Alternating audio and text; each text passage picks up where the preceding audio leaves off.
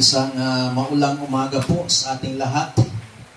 At bagamat umuulan, andito pa rin po tayo na sumasamba, nagpupuri sa ating buhay na Panginoon. Isa pa nga pong malakas na pagpapala po sa ating Panginoon. Tayo pong lahat ay muling tumayo bilang paggalang po natin sa salita ng ating Panginoon. Ang ating pong teksto ay mababasa po sa Jonah chapter 1, verses 1 to 4. Babasahin ko po sa Magandang Balita Biblia. Ang aklat na ito ay naglalaman ng mensahe ni Yahweh sa pamamagitan ni Jonas na anak ni Amitay. Isang araw sinabi sa kanya ni Yahweh, "Pumunta ka sa Ninive na isang malaking lungsod at sabihin mo sa mga taga roon na umabot na sa aking kaalaman ang kanilang kasalanan." Sa halip na sumunod, ipinasya ni Jonas na takasan si Yahweh. Nagtungo siya sa Joppa at doon ay nakatagpo ng isang barkong patungong Tarses. Pagkatapos na magbayad ng pamasahe, sumakay siya sa barko upang maglakbay kasama ng iba pang mga pasahero patungong Tarses.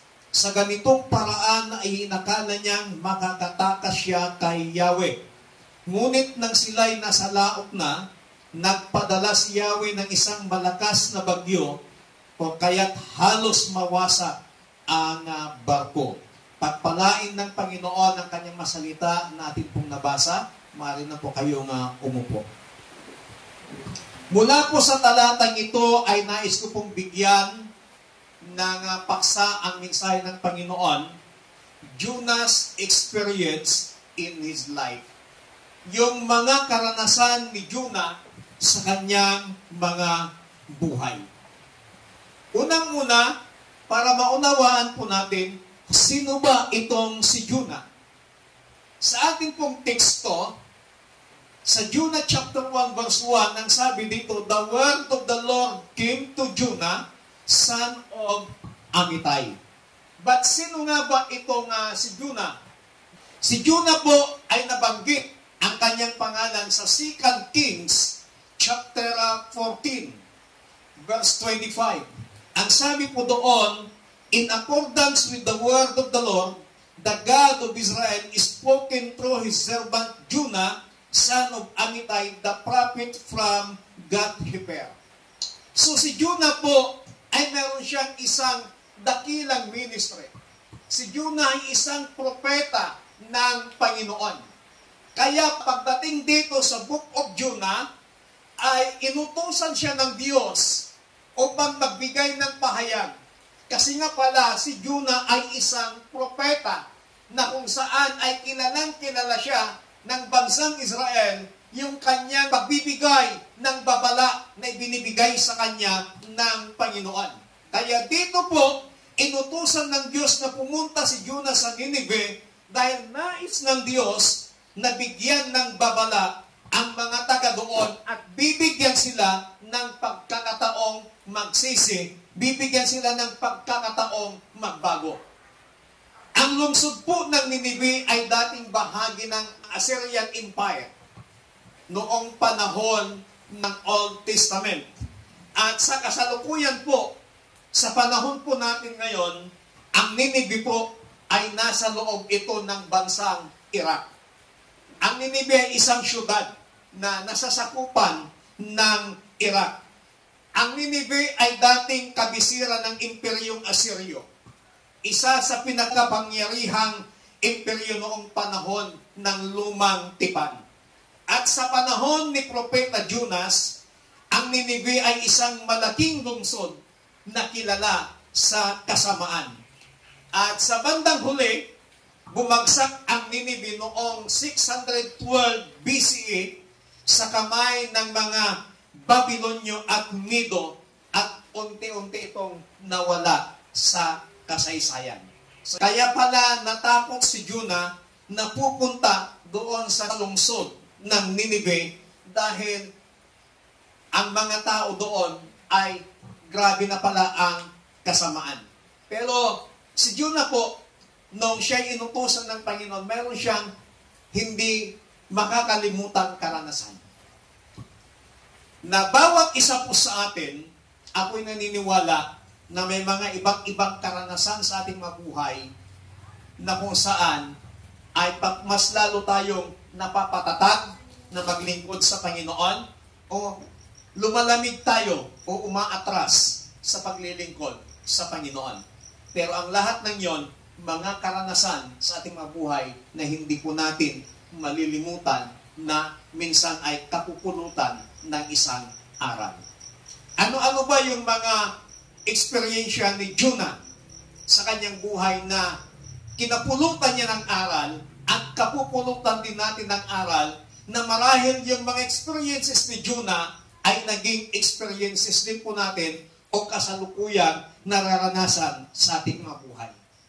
There are 3 experiences of Jonah. Number 1, sa verse 1 and 2, ang sabi po dito, ang aklat na ito ay naglalaman ng mensahe ni Yahweh sa pamamagitan ni Jonas na anak ni Amitay. Isang araw sinabi sa kanya ni Yahweh, pumunta ka sa Ninive na isang malaking lungsod at sabihin mo sa mga taga roon na umabot na sa aking kaalaman ang kanilang kasalanan. Unang-unang experience ni Jonah is the call of Jonah. Yung pagkatawag ni Jonah. God called Jonah by name and give him a clear mission.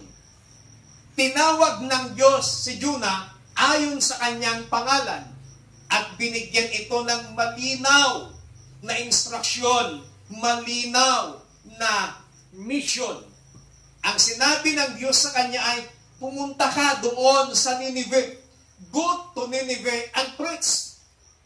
Pumunta ka sa Ninive at pangaralan mo sila. Balaan mo sila na umabot na sa aking kaalaman, na nakaabot na, nakarating na sa akin, sabi ng Diyos, ang kasamaan, ang kanilang kasalanang ginagawa. Kaya pumunta ka sa Ninive. Yun yung clear, malinaw na pagkatawag ni Jonah at malinaw na instruksyon ng Panginoon kay Jonah na pupunta siya sa Ninive, hindi para pumasyal, hindi para mag-sightseeing, hindi para mag-bulling, but pupunta siya doon, ang kanyang mission is to preach the Word of God. Para pangaralan yung mga tao sa Ninive. Pangalawa is, ang sabi ng Panginoon, go to Ninive and be an example. Alam nyo ho,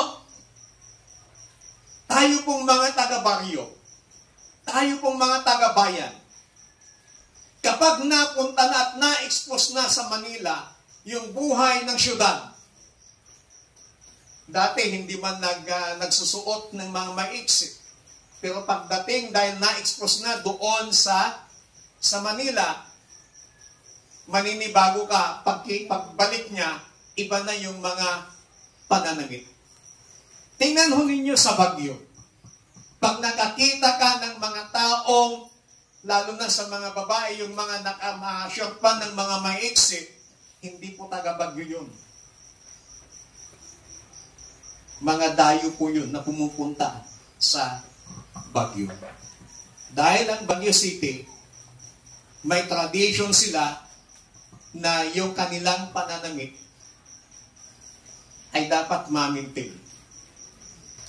So kung titingnan po natin ngayon, iba po pag na-expose ka sa buhay ng syudad, lalo na pag napakalaking lungsod. Maninibago ang buhay mo. Kaya yun yung kinatatakutan ni Jonah na pumunta doon sa lungsod ng Ninive dahil alam niya kung gaano kasama ang mga tao doon. Marahil siya ay ma-impluwensyahan ng kasamaan o marahil siya ang makapag-impluwensya doon. Marahil papakinggan siya sa kanyang babala sa mensahe ng Panginoon na kanyang sasabihin o marahil siya ay itataboy o pagtatawanan. So mayroong fear si Jonah. Kapag tumawag ang Panginoon, ito po ay napakalinaw at personal yung tawag niya. He speaks with purpose and clarity. Siya ay nangungusap ng may layunin at napakalinaw. Katulad ng nangyari kay Jonah. And God's call may take you out of your comfort zone. Kapag tumawag ang Panginoon, aalisin ka niya doon sa comfort zone mo. Nineveh was a wicked, enemy city. This was not an easy or desirable mission. Napakahirap yung mission na pinagagawa ng Panginoon kay Jonah. Sometimes, kapag tumawag o tinawag tayo ng Panginoon, sasabihin sa atin ng Panginoon, anak, preach, ipangaral mo ang salita ko. Anak, balaan mo ang taong ito. Anak, sabihin mo sa taong ito yung mensahe ko. Minsan natatakot tayo na baka pag sinabi natin mag-away kayo ng taong ito, na kapag sinabi mo yung mensahe ng Panginoon, marahil ikaw ay pagagalitan, o marahil ikaw ay pagtatawanan, marahil ikaw ay hindi pakikinggan. May mga fear tayo. Kapag tinawag tayo ng Panginoon, sasabihin natin, paano na yung buhay ko? Paano na yung mga pangangailangan ko? Ang ganda-ganda ng trabaho ko ngayon. Kumikita ako, mayroon ako specific na monthly income.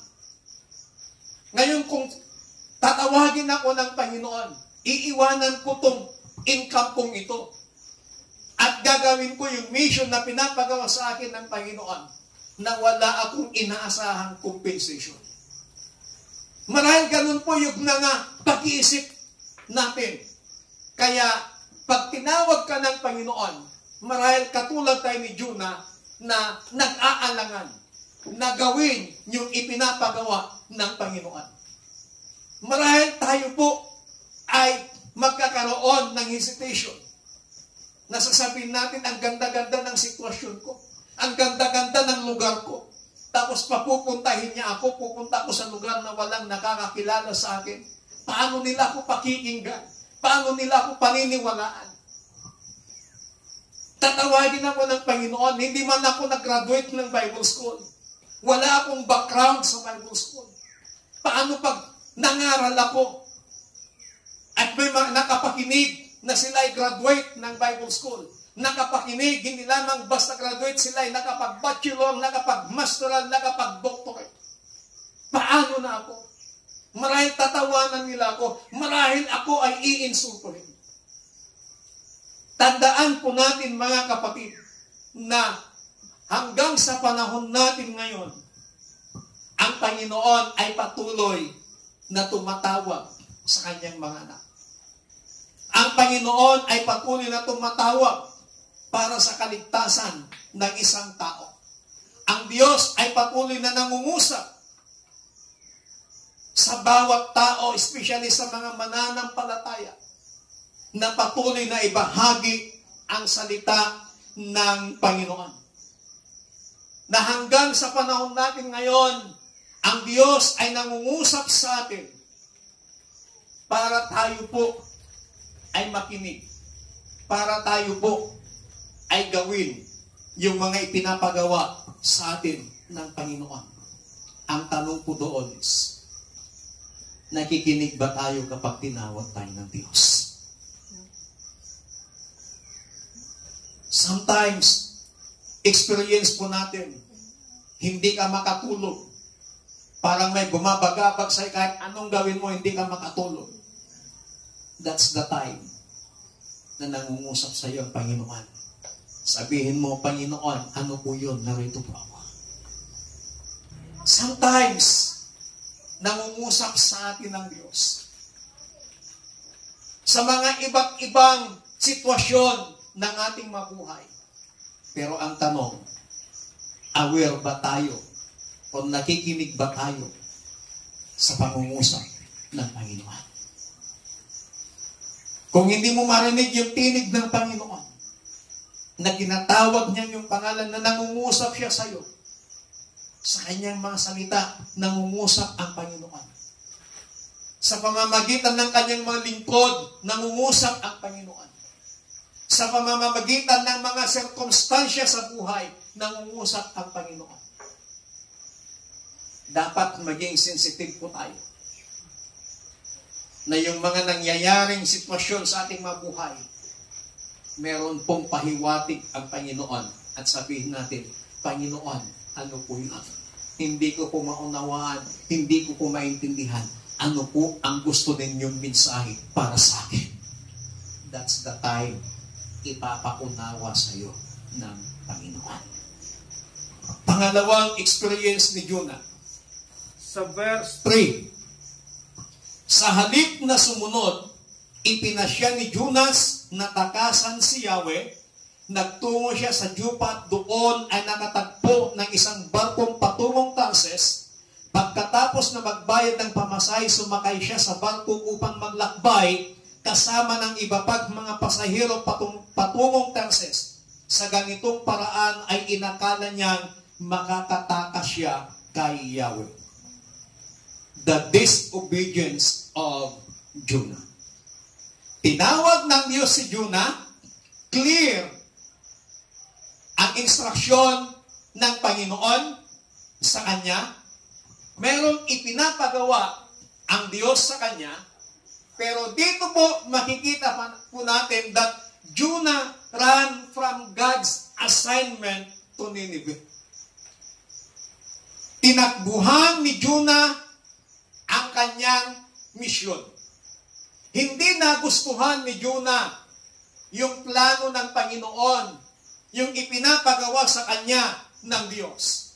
Kaya sinubukan ni Jonah na tumakas sa Diyos.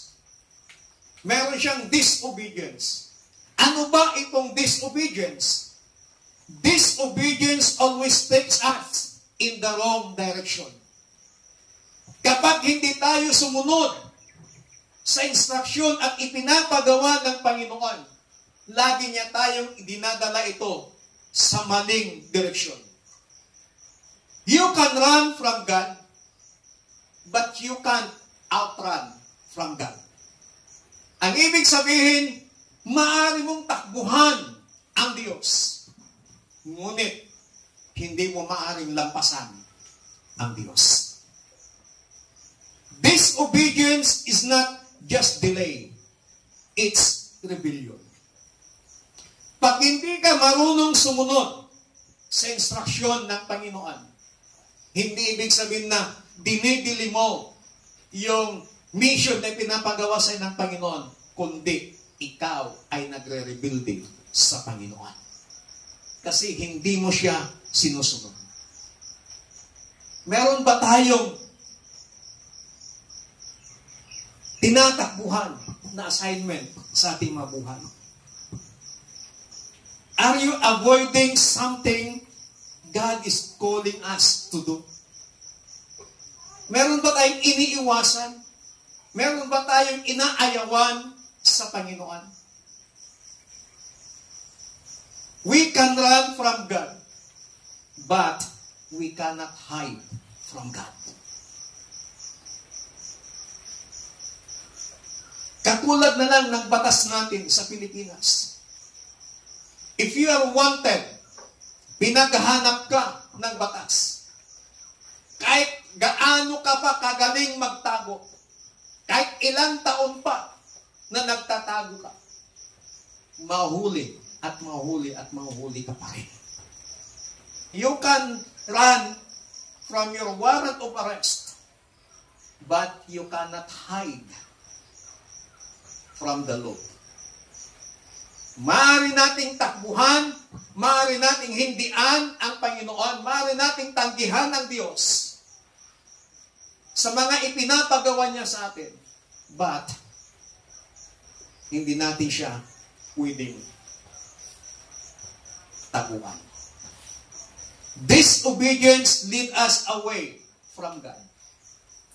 Kung patuloy tayong hindi sumusunod sa mga ipinapagawa at sa mga instruksyon ng Panginoon sa ating buhay, ito po ang nagdadala sa atin para mapalayo tayo sa Diyos. Na habang sinusuway mo ang kagustuhan ng Panginoon, habang sinusuway mo yung mga utos ng Panginoon, habang sinusuway mo yung may instruksyon ng Diyos, kapatid, doon mo na malalaman na ikaw pala ay unti-unti nang nalalayo sa Panginoon hanggang sa magkaroon ng distraction ang buhay mo. Sa umagang ito, huwag na po nating antayin yung distraction bago tayo sumunod sa Panginoon. Ano man yung instruksyon ng Diyos sa buhay mo, ano man yung ipinapagawa sa iyo ng Panginoon sa buhay mo, kapatid, sundin po natin agad. Now, tingnan natin yung pangatlong experience ni Jonah.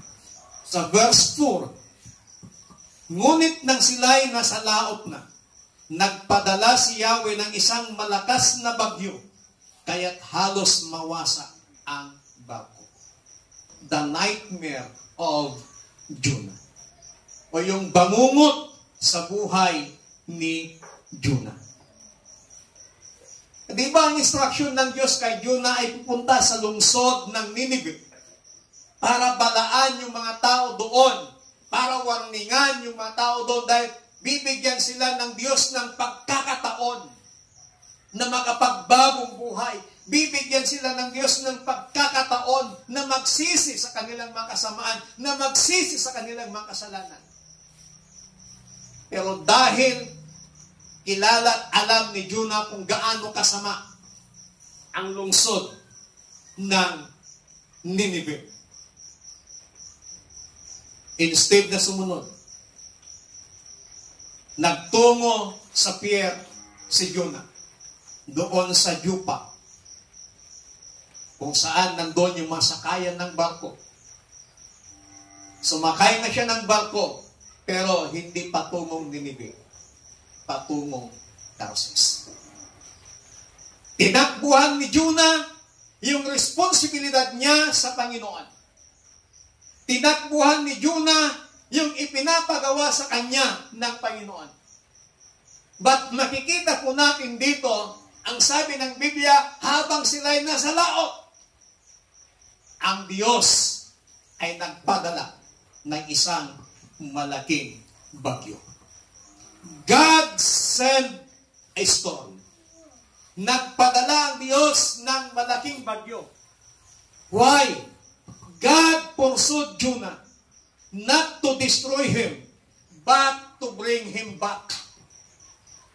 Ang purpose ng Panginoon kung bakit siya nagpadala ng bagyo sa laot ay upang hindi sirain, upang hindi wasakin si Jonah, kundi para mabalik si Jonah. Storms can be God's way of redirecting us to His will. Sometimes sa buhay po natin, may mga bagyo na dumarating po sa atin. May mga pagsubok, may mga problemang mabibigat na binibigay sa atin, na nararanasan po natin. Kapatid, ang purpose nun, God pursued you para magbumalik ka sa Kanya. God used a storm to stop Jonah's escape. Yung bagyo na pinadala ng Panginoon ay para hadlangan si Jonah sa kanyang pagtakas. Sa responsibilidad na iniatang sa kanya ng Panginoon. Sometimes, storms are not to destroy us, but to redirect us. Storms that wake us up.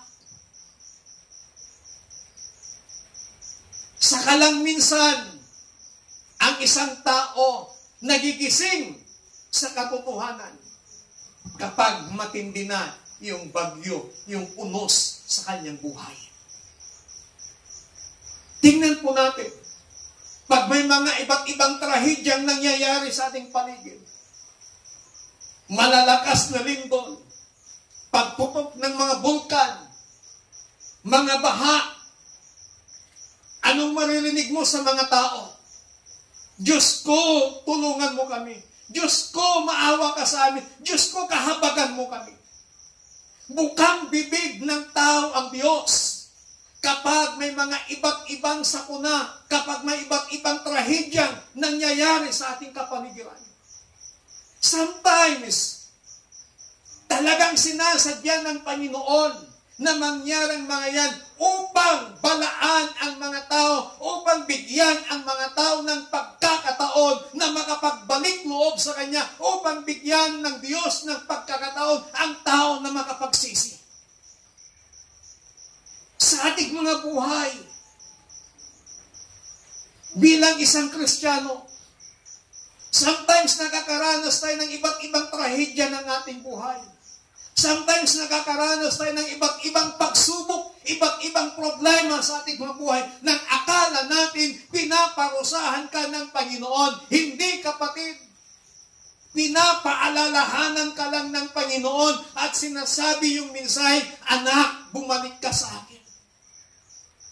Sinasabi ng mensahe ng Panginoon sa mga pagsubok, sa mga bagyo sa ating mga buhay, anak, sumunod ka sa akin.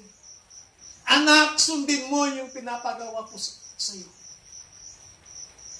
Huwag nating isipin na kapag may mga bagyo, na kapag may mga matitinding dagok o problema sa ating mga buhay, pinaparusahan ka ng Panginoon. Ginigising ka lang ng Panginoon. Kasi mahal na mahal tayo ng Panginoon. Ayaw ng Diyos na ikaw ay mapahamak katulad ng ginawa niya kay Jonah. Alam ng Diyos na mapapahamak si Jonah sa lugar na pupuntahan niya. Kaya hinadlangan ng Diyos si Jonah para mabalik sa tamang direksyon. Kaya nagpadala siya ng bagyo doon sa gitna ng dagat. Ano bang bagyo sa buhay mo ngayon na nararanasan mo? Ano bang unos? Ano bang problema? Ano bang pagsubok ang nararanasan mo ngayon sa iyong buhay para makuha mo yung atensyon ng Diyos sa iyo? Tayo nga pong lahat ay tumayo. Minsan tayong naging Jonah. Hindi natin pinapakinggan yung tawag, yung pinapagawa sa atin ng Panginoon. Pilit natin tinatakasan yung mga responsibilidad na iniatang sa atin ng Panginoon. Pilit natin iniiwanan yung mga responsibilidad na iniatang sa atin ng Panginoon. Kaya minsan ang ginagawa ng Diyos, binibigyan ka ng mga dagok sa buhay. Binibigyan ka ng mga problema. Binibigyan ka ng mga pagsubok. Hindi para ikaw ay kanyang parusahan, kundi ikaw ay kanyang palalahanan. Jonah's story reminds us that God is patient, but He forces us when we run. Maaari tayong tumakbo, o maaari nating takbuhan yung ipinapagawa sa atin ng Panginoon, pero hindi natin maaaring takbuhan ang kanyang presensya. Obedience leads to peace, and disobedience leads to storm in life. Stop running. Start obeying. We must surrender your no and say yes to God's call today.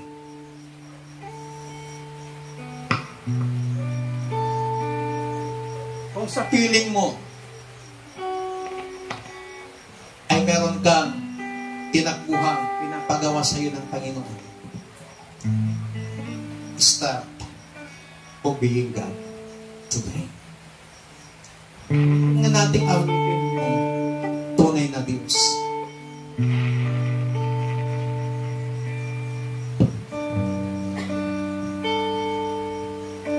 May mga karanasan tayo sa mga buhay. Nakapupulutan natin ng aral.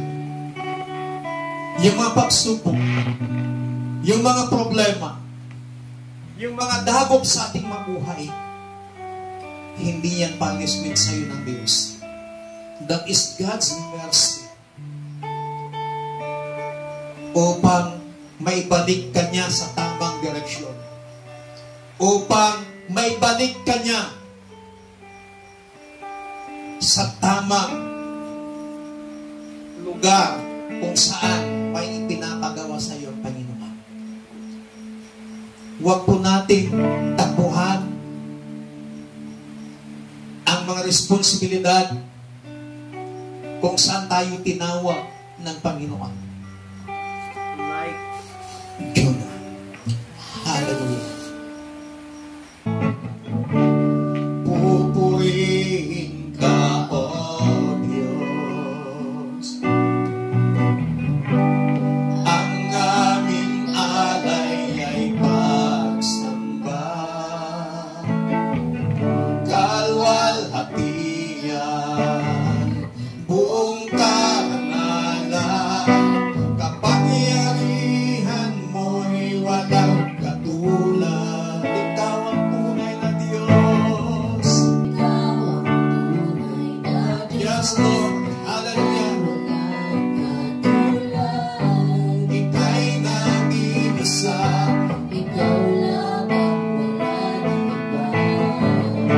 Sa'yo ang aming awit, dinggin ang aming tinig.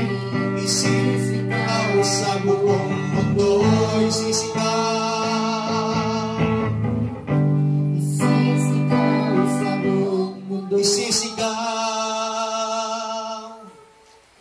Isisigaw sa buong mundo, kadakilaan mo. Kapatid, kung ikaw ikaw man, ay dumaraan sa iba't ibang bagyo, iba't ibang unos, o iba't ibang problema, at iba't ibang pagsubok sa iyong mga buhay, pasalamatan mo ang Panginoon dahil pinapalalahanan ka niya na nais is ng Diyos na ika'y manumbalik sa Kanya. Di ka pinaparusahan ng Panginoon, kundi mahal na mahal ka ng Diyos. Ayaw ng Panginoon na manatili ka na hindi sumusunod sa Kanya. Ayaw ng Panginoon na manatili na matigas ang iyong puso, na matigas ang iyong ulo sa Kanya.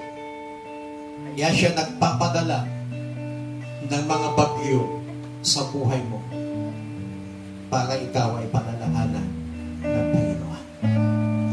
Panginoon, sa umagang ito, marami pong salamat sa iyong mga salita.